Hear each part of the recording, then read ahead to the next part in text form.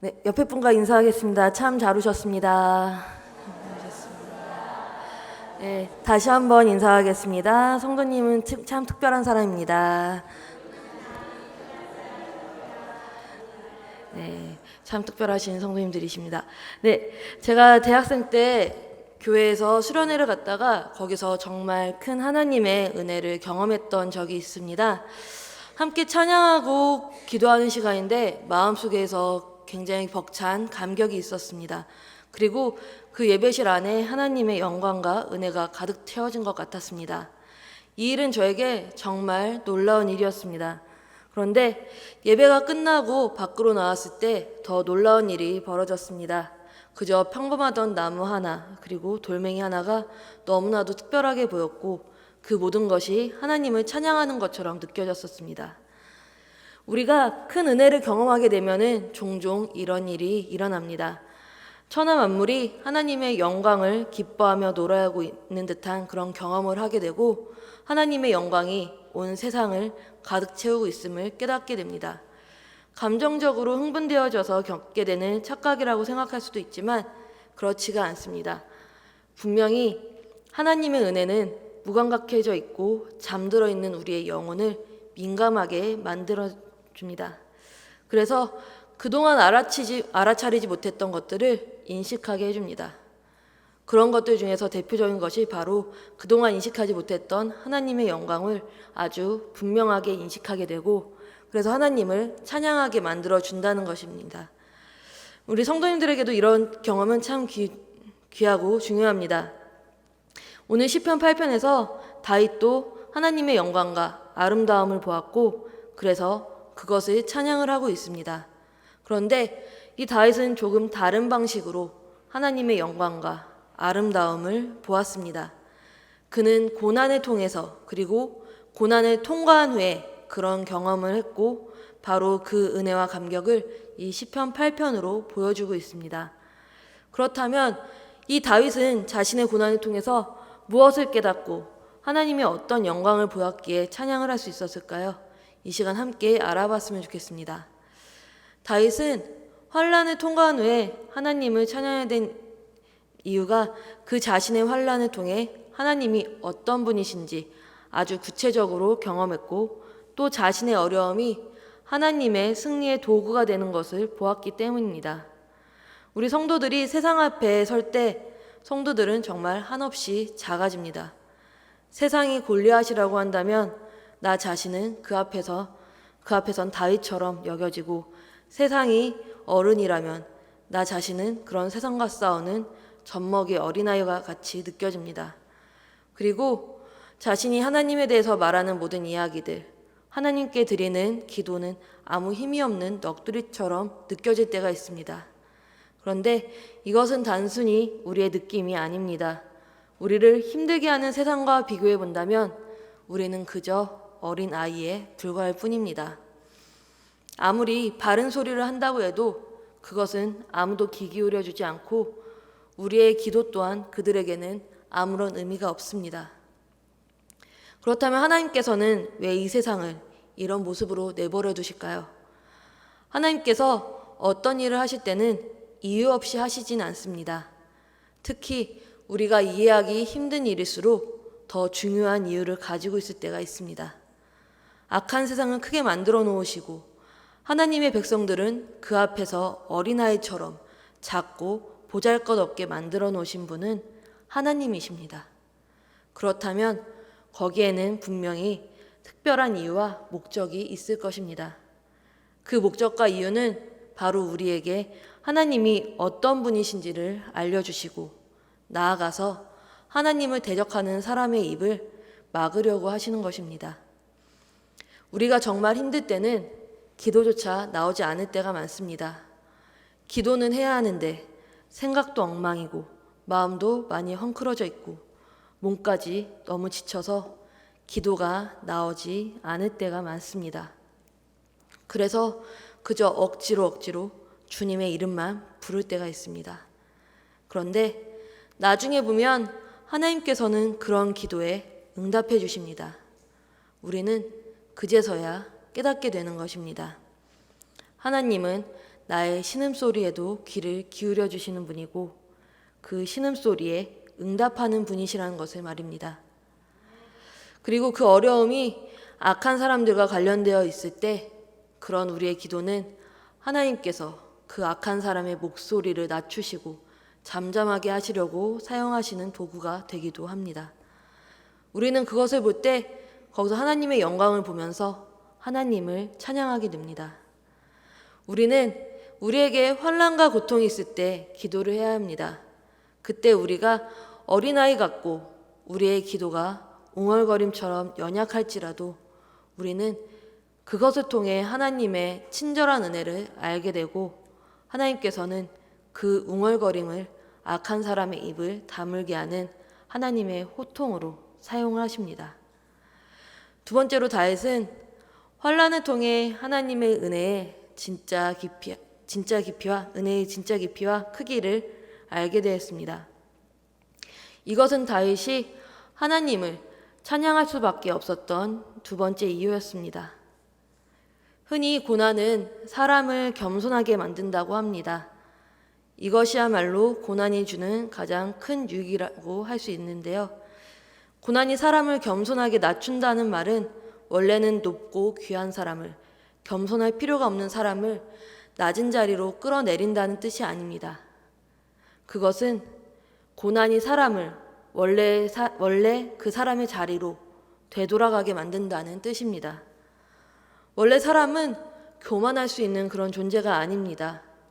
자신을 자랑할 수 있는 존재도 아닙니다. 인간은 그저 하나님이 만든 피조물에 불과하기 때문입니다. 인간은 흙이 없으면 몸을 가질 수 없고 하나님의 숨결이 없으면 그저 영혼 없는 흙에 불과한 피조물입니다. 그런데 이런 인간이 자꾸 높아지고 싶어 합니다. 그리고 자랑하고 싶어 합니다. 자꾸 자신의 자리를 떠나 어울리지 않는 높은 자리로 올라가려고 합니다. 누구나 그런 마음을 가지고 있습니다. 그런데 이 사람이 큰 고난과 고통을 당하게 되면 그제서야 다시 자신이 얼마나 약한 존재인지 깨닫게 되고 원래의 자신을 볼 수 있게 됩니다. 그리고 그때부터 하나님과 이 세상이 원래의 크기로 보이게 됩니다. 다윗은 이렇게 말하고 있습니다. 주의 손가락으로 만드신 주의 하늘과 주께서 베풀어 두신 달과 별들을 내가 보오니 라고 이야기하고 있습니다. 어느 날 밤 다윗은 밤 하늘을 올려다보았습니다.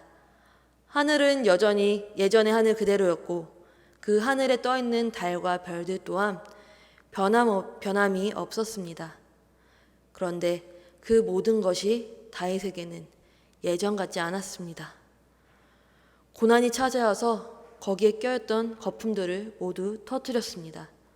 그래서 다윗은 다시 작은 다윗, 보잘것없는 다윗으로 돌아오게 되었습니다. 이제 하늘 앞에 선 다윗은 자신이 먼지처럼 아주 작게 여겨졌습니다.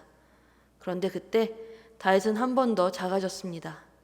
자신을 그렇게 작은 존재로 만들어버린 하늘과 하늘의 모든 것들이 하나님께서 손가락으로 만드신 피조물들이라는 사실을 생각하게 되었기 때문입니다. 다윗은 감격하여 하나님 앞에 무릎을 꿇고 읊조립니다. 사람이 무엇이기에 주께서 그를 생각하시며 인자가 무엇이기에 주께서 그를 돌보시나이까. 스스로 생각해 보아도 정말 별것 아닌 존재가 바로 나라는 사람입니다. 그런데 다윗이 생각해 보니 하나님께서는 그런 다윗만을 생각해 오셨고 또 빈틈없이 완벽하게 이 다윗을 돌보셨습니다. 그렇게 크고 크신 하나님께서 없는 것처럼 작고 보잘것없는 나 자신을 그렇게 깊이 생각하시고 또 돌봐주셨다는 것을 깨닫게 된 것입니다. 그래서 다윗은 그 은혜를 노래할 수밖에 없었던 것입니다. 나의 작음을 알고 하나님의 크심을 알게 될 때 그제서야 우리가 제대로 깨달을 수 있는 것이 바로 하나님의 은혜의 크기와 그 깊이입니다. 우리가 하나님의 은혜의 진짜 크기를 아는 것은 그런 크고 놀라운 하나님의 은혜가 얼마나 작고 자격 없는 나에게 주어졌는지를 알 때이기 때문입니다.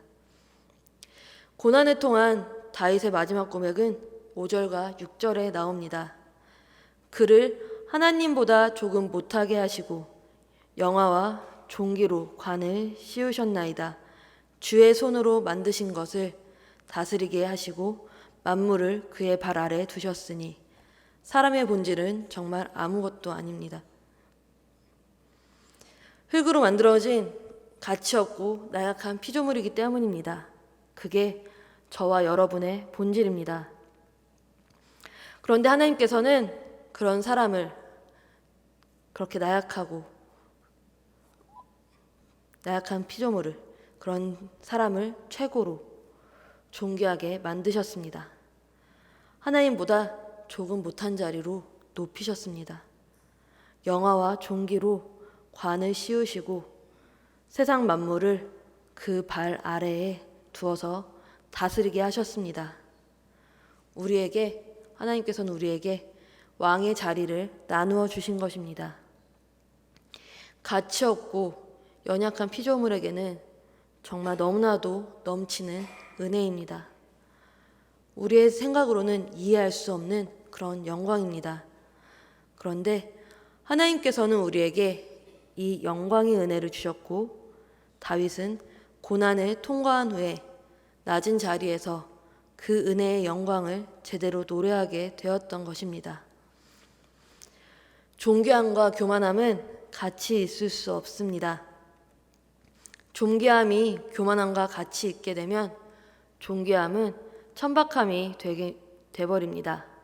그래서 존귀함이 참된 존귀함으로 남아 있으려면 교만함을 없애야 합니다. 그런데 사람은 존귀해지면은 교만해지는 고 맙니다. 그러나 고난을 통과하고 나서 자신의 낮음을 정말로 깨닫고 받아들인 사람은 그렇지 않습니다. 그 존귀함이 원래 자신의 것이 아니라 하나님께서 우리에게 덧붙여 주신 선물이라는 것을 잘 알고 잊어버리지 않기 때문입니다. 그래서 우리의 존귀함이 계속 존귀하게 남아있으려면 우리는 고난을 통과해야만 합니다. 그 고난을 통과하고 나서 우리는 낮아져야 합니다. 그래야 세상과 사람들을 아름답게 섬기는 존귀한 존재가 우리는 될 수가 있습니다. 흔히들 하나님의 은혜가 크다고 말을 합니다. 그렇다면 왜 하나님의 은혜는 큰 것일까요? 물론 하나님의 은혜 자체는 원래 큽니다. 그 은혜는 무한한 하나님의 사랑으로부터 흘러나오는 것이니까요. 그러나 이 하나님의 은혜가 우리에게 진짜로 큰 것은 그 은혜를 받은 우리가 너무나도 작고 가치 없는 존재이기 때문입니다. 그렇기 때문에 하나님의 그 은혜가 큰 것입니다. 그 크신 은혜가 그렇게 작고 가치 없는 우리에게 부어지고 있기 때문에 그 은혜는 도저히 측량할 수가 없는 것입니다. 우리가 나의 크기로 돌아가기 전에 우리는 하나님의 은혜가 얼마나 큰지 잘 알지 못합니다. 우리에게서 감사와 감격이 많이 사라진 것은 바로 이것 때문인 것 같습니다.